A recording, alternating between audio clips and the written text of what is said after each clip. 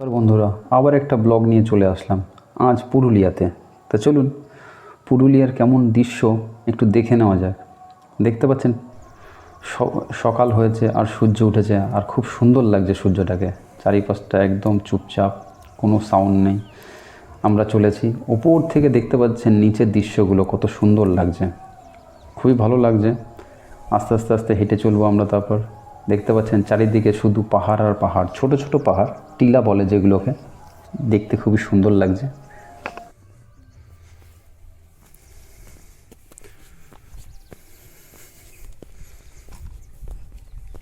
চ হ্যাঁ চ এই পড়িস না ভাই।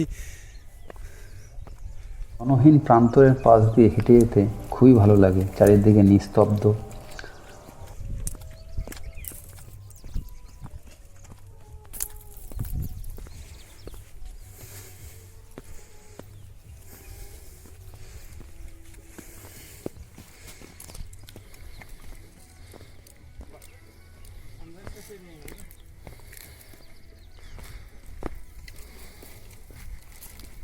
সব বেলে পাথর।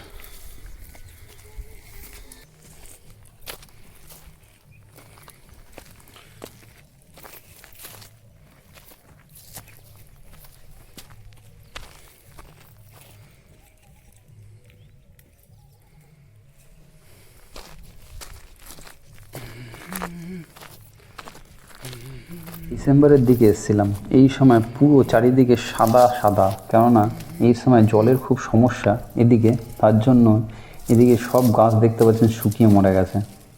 তা ঠিক আছে, দৃশ্যটি খারাপ লাগে কিন্তু খুবই ভালো একটা সিজন, কেননা এই সময় আপনারা দেখতে পারবেন যে পলাশের সিজন, চারিদিকে লাল।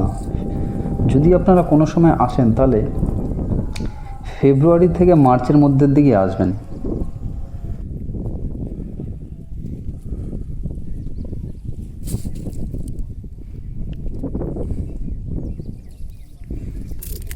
আমি আগে যাই।